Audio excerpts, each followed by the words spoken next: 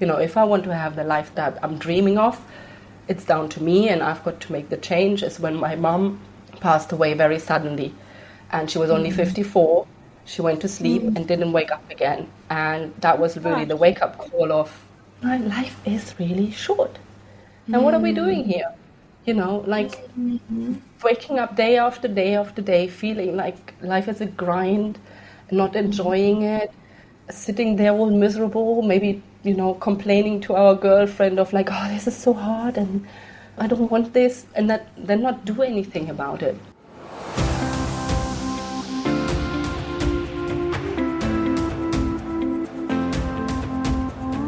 You are listening to the Beyond the Classroom podcast, a podcast for burnt-out teachers who know something's gotta give. After teaching for 14 years and feeling completely burned out for way too long, in May of 2022, I made a big decision and left the classroom. I now help burnt-out teachers like you take back balance and joy so you can wake up every day loving your life. In this podcast, we'll explore who you are beyond the classroom, whether you're considering leaving or wanting to make changes so you can fall in love with teaching again. Either way, I understand what it's like to be living a life that looks fun and cute on the outside. Summer's off, playing all day, off at 2 o'clock every day, but actually feels miserable and draining.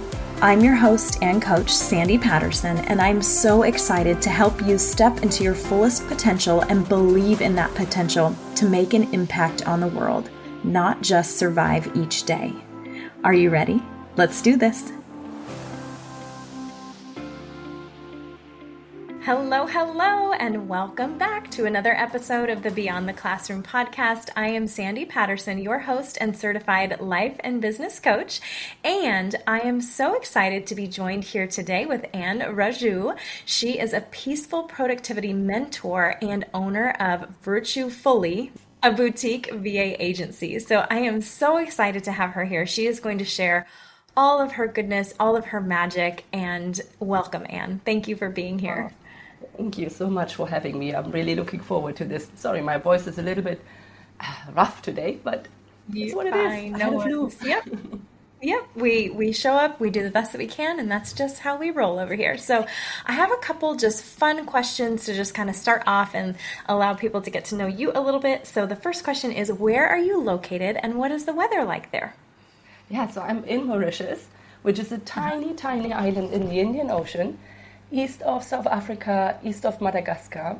I'm not originally from here, you might guess. My accent is a German accent. And the weather is, for us, very cold. And you will laugh because it is still very summery. But it's winter here. And we've got a bit of a cold weather and cold wind. And that's how I got my seasonal flu. So it's all reversed from where you are, because you're going in summer and we are going in winter.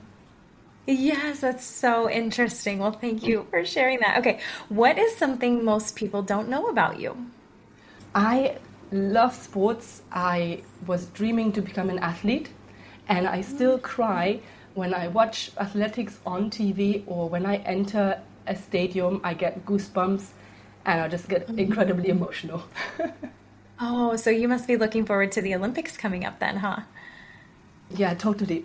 That's the only sport I watch. Oh, that's cool. Okay, so if you could be an Olympian in any... and high jump. Oh, that's so cool. Okay, cool. I dislike running. I am the opposite. So I will only be running away from... I know. Isn't that funny? I feel like people either love running or they hate running. Like there's not really an in-between. Okay, if you could eat one thing for the rest of your life, what would it be? Chocolate. Chocolate. Oh, that's a good one. I love it. Okay. And then last, just kind of fun question, cats or dogs? Dogs for sure. Dogs all the way. We just spoke about it earlier, so yes. Yeah. Same. Okay, cool. So why don't you share a little bit about your background and what you do? Because this is the coolest thing. So tell us all about what you do in your story. Yeah, the story goes really that I came from a small village in East Germany, grew up with parents who worked a lot. Then obviously felt like I want to see the big wide world, studied tourism, wanted to travel, ended up in London for 10 years, which wasn't initially planned. It was supposed to be 1 year and then see the world. I ended up there for 10 years, met my husband, who is from Mauritius. And then after having our first child there, we were like, London is fun when you're young and independent, but not really great for raising a family. Let's move to Mauritius. There's worse places to live. So that's what we did then. And that's about, 8 years ago. And now we have 2 kids. So the big one is 9 and the other one is 5. And all along, because I had inherited this like strong work ethic from my parents and this whole, I think, social conditioning that, you can do it all, you can have it all, you are a strong, independent woman, you have big dreams. My parents always encouraged me to obviously go and see the world and do the things that I love, and were like, you can do anything you want. And so I tried really hard, and obviously, just felt eventually that I had no energy left. I had no passion left anymore, because I would focus very much on one thing for a very long time. That was my children. They were my everything. I would pour my energy, my love into them until I realized, not really the motherhood experience that I wanted. On top of that, then I started a business in the pandemic, because I had lost my job, because I was working in tourism and there was no more tourism. And I was like, okay, what do I do now? I need to earn some money to support my family. And that's when I started my virtual assistance business. And again, worked really hard, put all my energy, all my passion into it. And yet again, ended up feeling really resentful and feeling like, this is not really the way I envisioned it. I have no time for myself. Yes, I have some time for my children, but I work crazy hours. I work 7 days a week. And that's not really the life that I wanted. And I felt like my dad always was like that. And I always thought myself, I will not become that kind of entrepreneur who works 7 days a week, 14, 18 hours a day. But I became that entrepreneur. And then I obviously realized, okay, something needs to change. And that's when I started reading about, productivity and performance always has been an interest of mine.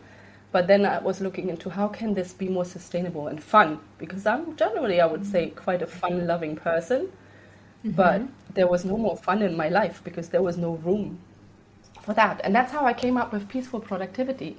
And that's what I'm trying to do now, to help other women like me, moms and women, business owners, or just really ambitious women, like there's lots of us in this world, to be productive, but to do it in a peaceful way and in a joyful way. And this combination of the doing and the being. So that's what's going on for me.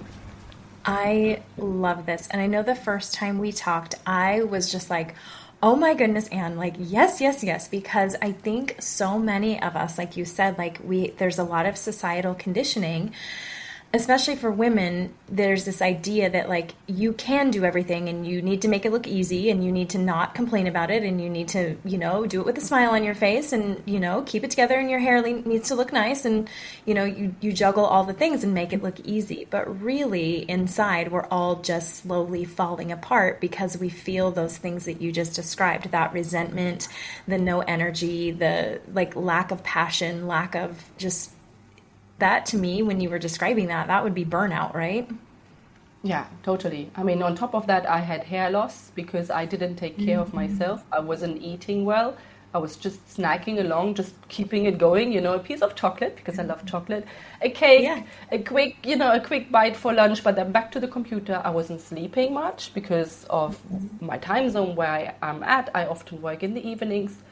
So I wouldn't sleep. My children were still little as well. I mean, when I started, the little one was 6 months or 9 months or something.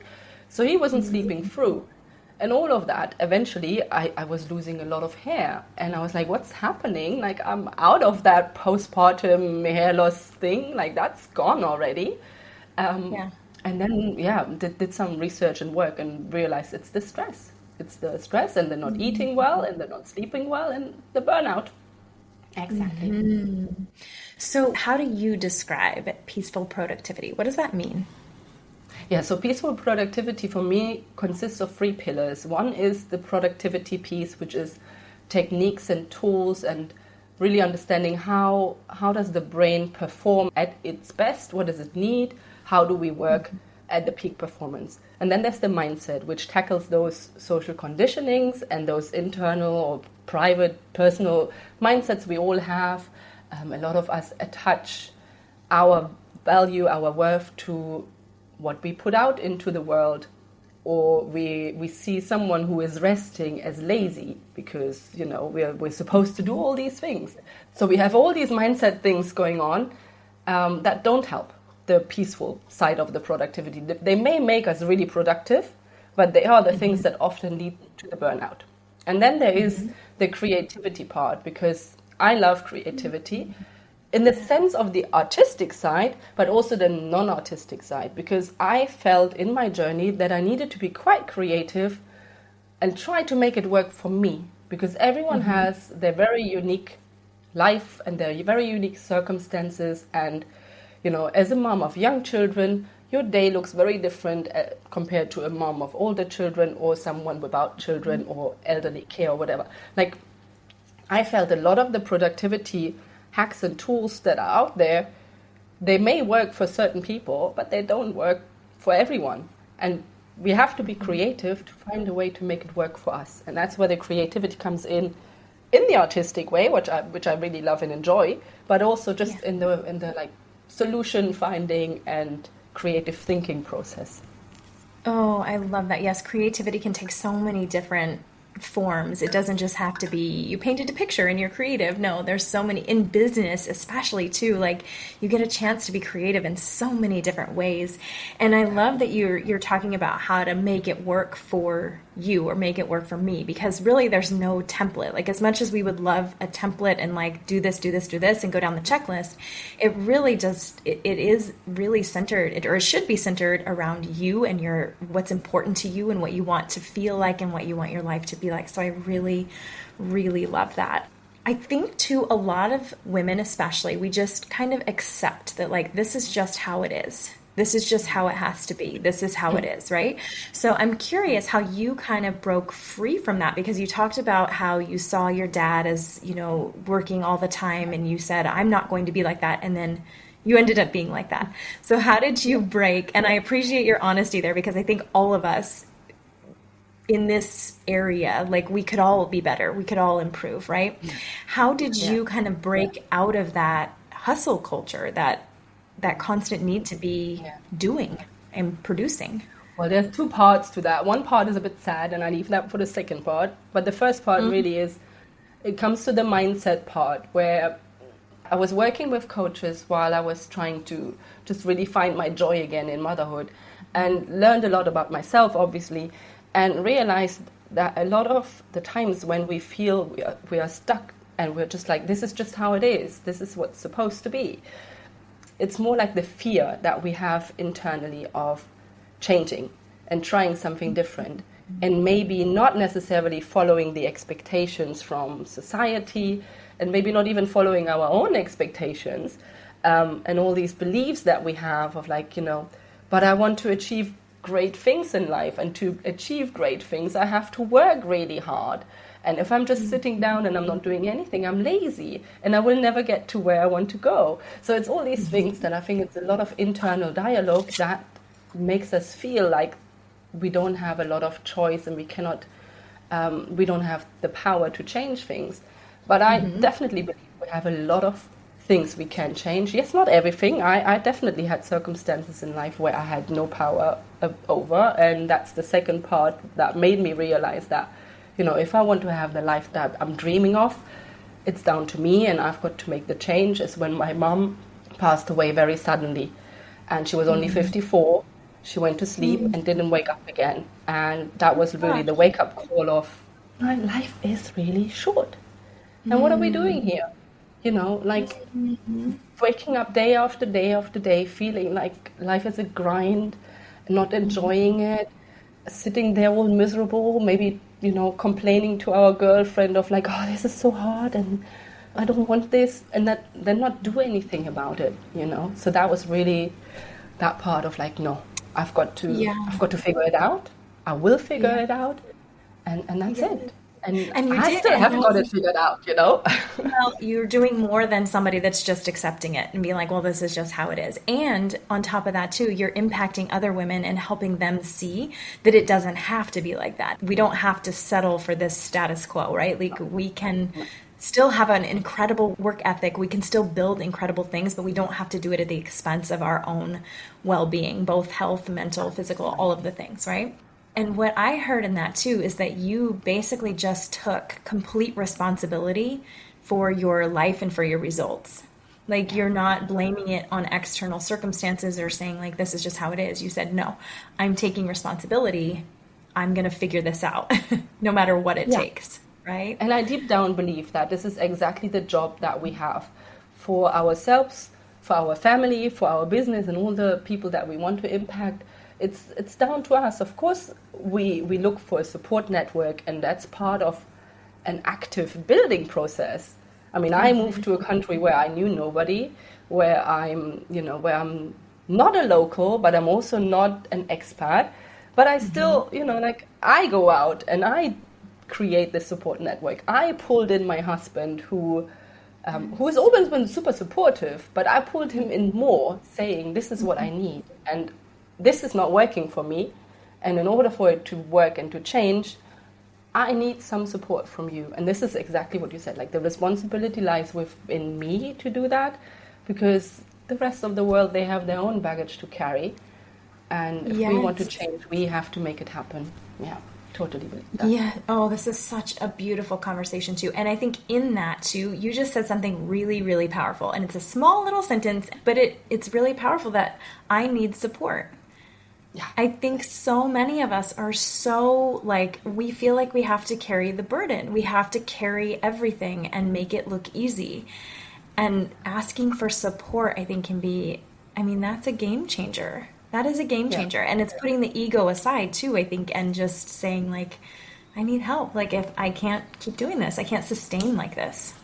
Very much. Exactly. And that's definitely something I had to work really hard on, because again, I come from a family where they work really hard, and I think one part of my mom, the challenges she had in life was exactly that. She would be doing everything and putting on that strong face and be that strong woman, doing the things she's supposed to do, and not allowing anyone to help, or not even looking for help. And I obviously was replicating that in my life, but it's not useful, because back then, they all talk about the village and all of that, but it's not even. Yeah, it's just that to do it alone, it's just really the recipe for misery and loneliness and struggle. And we have all these tools nowadays with the internet. I mean, we met through the internet. I met a lot of amazing women on the internet who really support me. And I'm so grateful for that. And I love the conversations that are more and more popping up, which are exactly these honest conversations about, this hasn't been working for me. And we need to speak about that, because it's not just what you said in the intro, like in the beginning, the pretty face and, just pushing through and making it look easy. Because unfortunately, in most cases, it's not. And that's just reality. Yeah, absolutely. Okay, so I'm very curious. What does your day look like now as a mom, as a small business owner, as a mentor and a coach? What does it look like for you now? Yeah, so, my day never really looks the same, but I try to have some sort of structure with specific days of the week. That works really well for me. But I start quite early, because my son, my oldest, he's been always a very early riser. He wakes up at 5 o'clock, no matter what you do. He's just up at the crack of dawn. Yep. Now he's older, he does his things. So luckily I get to sleep a little bit longer most of the times. But we get going, breakfast, getting them out of the house for school. My husband takes them to school. So as soon as they leave, I take my dog for a walk, which I really like. And I don't take anything I used to have podcasts and all of that with me, but now it's just me and my dog and the beautiful, mostly sunshine and blue sky in this beautiful island. And then I come back, and either I do some home, stuff at home, some chores that need to get done, or I start with my second coffee, which is a bit of a ritual. I really love coffee. Coffee and chocolate is the two things. So I prepare my coffee, and I go up to my office, and I have a little journal practice where I really look at my day of what are my 3 priorities for the day? I write down some like affirmations, or I just think of some intentions for the day of like, how do I want to feel while I do that? And then I plan out what really needs to get done, the priorities, what are the nice to haves, and what are maybe 3 fun ideas that I can have in the day. So my self-care, creativity, I kind of think of 3 ideas. Doesn't mean that every day I get 3 things like that into my schedule, but I try to at least find one thing that I can do on that day. And I do that until like 2 p.m. in the afternoon, and then it's time for me to get the kids. And I take them to activities and all of that. And then dinner, and then husband comes home. And then often I work again, but just for a couple of hours because of the different time zones. And I tend to keep Wednesdays and Fridays off so that I get some balance there as well. And no work on the weekend. That's like the biggest thing. It wasn't always like that. Huh? Like that was, like I said, I was 7 days a week. So weekends off. Thank you for sharing that too. And I love how we talked about in the beginning too, like you talked about you do what works for you and your family and your priorities, right? So your day might not look exactly like somebody else's, but you talked about the 3 priorities for the day. I love that. And I love how you have the like must do, like these things have to get done, but then these would also, there's like 3 fun, creative ones. I love that. So I'm curious, what would you say to somebody who feels like they have to be doing and producing all the time? Yeah. Well, I think this is exactly what I used to do. And research has shown for sure that the brain is not able to consistently focus on something. We need breaks. If we don't take breaks, our brain will just get into a place where focus is not as efficient. The output is not as efficient. We start taking much longer for what we're doing. We start making mistakes. So we're not actually really productive. And while it looks productive, because we're doing and we're busy, and it's exactly what we've seen through social media and what we've been told by everybody, that the more you do, the better. But it's really, it's the opposite. You need to have your regular breaks, because that's the only way to sustain your focus. And focus is what makes you productive. If you're just doing something for the sake of doing it, read emails and we get onto social media and we go back to email and maybe we work a little bit on something else. That's still busy. But if we don't do those little distractions, because these distractions, we're allowing them in because our brain is tired, if we instead go for a little walk, have a little stretch, pet our dog, play with the kids, whatever it could be, prepare your lunch, when you come back, the distractions are less dominant, are less exciting, because your brain is back in focus. And then you can just achieve the task that you're supposed to do in much less time. And this is the thing that they have told us in a wrong way. It's like, keep doing, keep working hard. It's all about the grind. It's all about putting more time and energy into it. It doesn't work. It's the opposite. We need breaks. We need the creative fun part. And that's, yeah. You just described that so beautifully. I feel like you just and very simply, that it's so easy to understand. Like, your brain needs to focus, and that's why when you start to lose that focus, you described it so perfectly. Like, check the email, check the DMs, check Instagram, check, let me hop around and do all these little things just because my brain is starting to fade. That makes perfect sense. So then what would you, because I do that. I can think I do that right now. So would the better thing to do then to be, when I start to notice myself doing that, to take a break, to go get outside, to stretch, like you said, to take the dog for a walk or something like that, and then come back to whatever the task is. That's so good. I love that. I mean, what they say in terms of research, it's these 90 minutes focus stretches. That's kind of like the maximum the brain can stay focused on something. After 90 minutes, there will be a dip. And if you watch yourself while you're working, you are likely to see that. It's really 90 minutes high intensity focus, and then it's like you feel your brain is fried. And that's really just what it is. It's done. Yeah. It cannot perform anymore. It needs a break. And then really it's like the temptation obviously is there to stay on the laptop or to take your phone in your hand and scroll some social media. And we're like, oh, let me just watch that funny dog video. They are so cute. But it's not like this is not the kind of breaks that will replenish your brain. It really is the breaks of get off your desk, walk around, make a phone call, walk around the house, do some ironing, water the plants. Yes. Those things, even though they may not feel like anything, but if you do them with the intention of taking a breath, maybe looking out of the window for 5 minutes, it's different from just scrolling and being on another thing that is distracting or just feels like you're doing something when you're not really doing anything. Oh, that's so good. Okay, so would you argue, based on that, that doing more is not better, but doing less is actually better? Exactly. And it's also, it's not just like the less of like in terms of don't just go and do all the things all the time and be busy. But it's also, I think, from an entrepreneur side of point of view, is we do a lot of things that maybe are not really crucial and not really what they call the needle movers. It's the busy work. It's the admin, the email reading. Oh, let me just create another reel for Instagram because it's so fun. Yes, but is it really going to change things in your business? Is it really the tasks that are generating your income? Are they bringing you leads? Are they bringing you sales conversations and so on? And that's where like the VA agency that I have ties in beautifully, because part of the peaceful productivity is the outsourcing. So instead of being busy with admin and all the things that we obviously feel like we've got to do at some point, focus on the things that you enjoy, that you're really good at, where your expertise lies, that only you as the entrepreneur can do.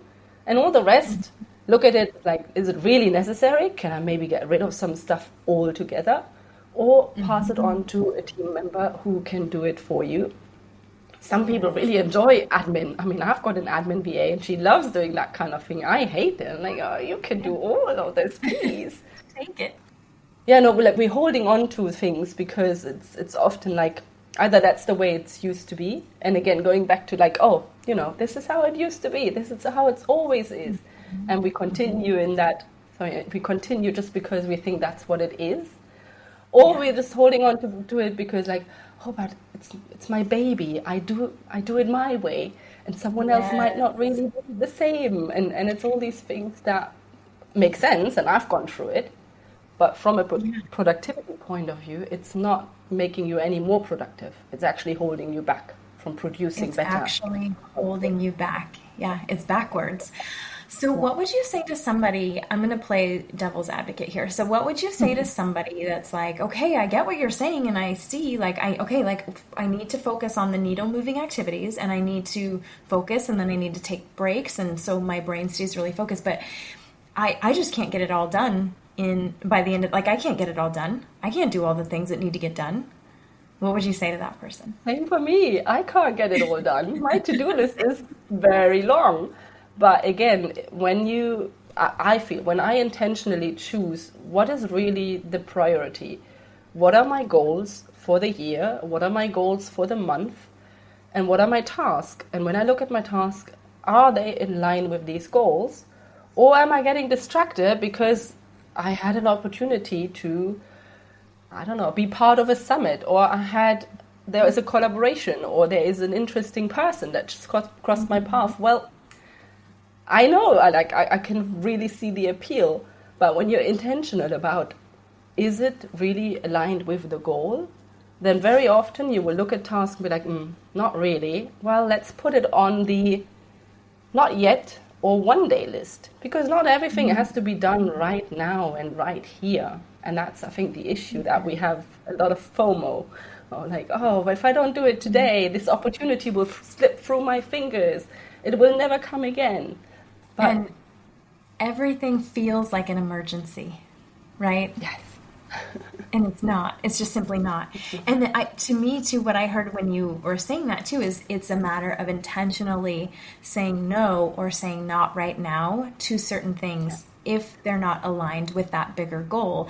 And that's really powerful, because we too, I think that's conditioning as well. Like, just to say yes to everything and take everything on. And yes, I want to do that. Yes. But when we can step back, that's a really, really powerful thing. And it frees up a little bit more space. So Absolutely. I love it. Exactly. Thank you. So, okay, I have one more question for you as we begin to wrap this up. So what you had mentioned in the beginning of the episode, your productivity tools that you share, that's one of the pillars that you kind of work with your clients on. What is your favorite productivity tool? Peaceful productivity tool. My favorite productivity tool. Well, I mean, for me, there's many tools that I use. I think I have to pick one now. That's a difficult one because there's so many. But I think it's definitely the planning in the morning before I start my day. And that could be, for me, it's paper planners, because that's just the way I like doing it. And I have different planners for different structures. But it could also be a digital tool or something. But it's really, for me, it's the planning and the intentional 5 to 10 minutes before I start work. While it can feel like it's wasting your time because, you could already do something, execute on a task. It really is that focus that I get throughout the day. And also, I think often, like right now, I've been sick. So then I have my 3 top priorities. And if I've done those, even though I probably have 20 other things on my to-do list, I know I've done something that has created an impact in my day and in my business. And so I can step back and I can say, I can rest now. I've done what my share for today, and I can go and have a nap, or I can go and do whatever I want to do. And I think that's powerful. I find that super powerful. It's just so powerful. I think too, because you just mentioned, like, at the end of the day, I can feel, or I'm giving myself permission to feel like I moved the needle forward, like I accomplished something, like I was successful, even if I didn't get the entire mile list of to-do things done. It's just these things. But again, that takes intentionality. Like, that seems to be an underlying theme here, is being very intentional about where you're focusing your time and your energy and your effort, because we can't do it all. We just can't. Spoiler alert. We can't do it all. Exactly. And I don't think we should. And I don't think we will ever be able to. There's always more. Which is exciting. If we did it all, it could get very boring very quickly, I think. So it's also the human conditioning of there has to be something else, because we want to thrive, we want to grow, we want to, go further. If we have nothing else that's there, it's quite miserable, I think, if you wake up the next day like, I have nothing to do. I don't know. Oh my gosh. I mean, that could be paradise, but I never looked at it like that. But it's like vacation. Like, if you were to go on vacation and then you're on vacation forever, you'd just get be like, okay, this isn't cool anymore. Like, I want to go home. Yeah, I really resonate with that too. I used to think, because I was really bad at this too, trying to accomplish the entire list by the end of the day and just wearing myself ragged if I didn't get the whole list done. And finally, at some point, I'm like, what are you chasing? Like, what is it that you're chasing? What feeling are you chasing? And I'm like, well, once I have my list all done, then the next morning I'll wake up and I'll be able to relax, and I'll be, everything will be so easy. Okay, that's never, ever, ever happened. Never. And I'm like, it's like laundry. Like, it's always there. And as a mom, you can, do the laundry and get it in the dryer and get it all folded and put away. But then 5 minutes later, there's more dirty laundry in the basket. There's no end to it. It's it's always going to be there. So let's just get comfortable with the to-do list being just there and not checking I think you said something really important there as well, that we chase something. And that comes back to the mindset of what are we attaching to the sense of being productive? What does it mean if we are not productive? What does it say about us? What does it make us? And we all have some sort of story around there.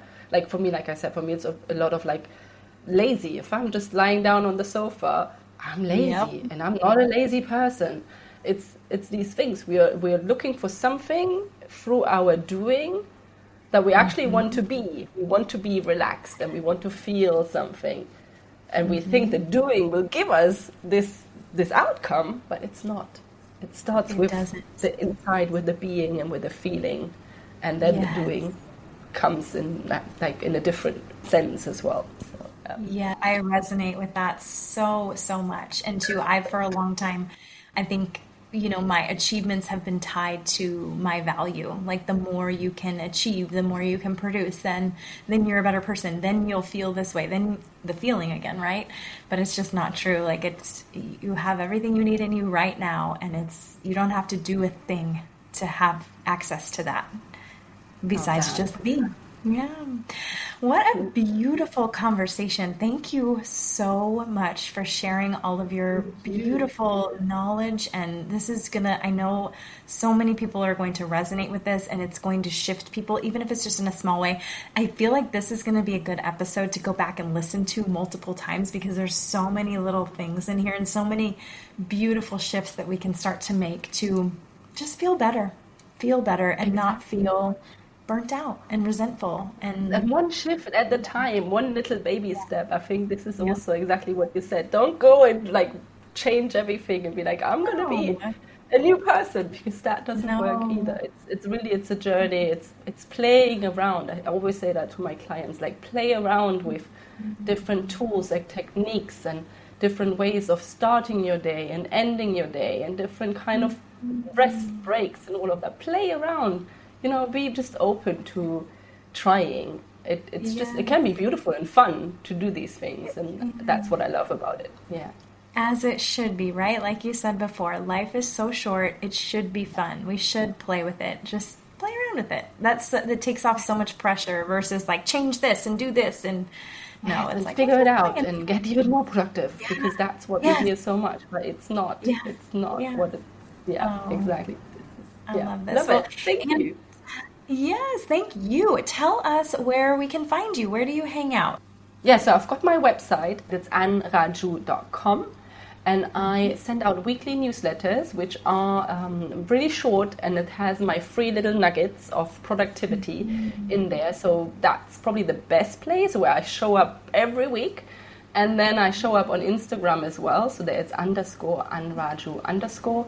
And that's about it. The other places I'm probably not that active. And And you know what? That's okay, right? You don't have to be everywhere. You find the places that feel good to you, and then that's where you hang out. And then the rest of it is fine. You don't have to be everywhere. I love that. So thank you so much. You guys, I hope you enjoyed this conversation, and thank you again for being here. And we will be back for another episode next week. Bye, Anne. Thank you. Thank you. Thanks so much for listening to this episode of Beyond the Classroom. If you know something has to change and you're ready to take the next step to make it happen, whether it's in or out of the classroom, let's talk it through together. Schedule a no-obligation chat with me, and we can talk through where you're stuck, how to get you unstuck, and how to keep you moving forward. Schedule your free call today by clicking the link in the show notes. I can't wait to connect with you.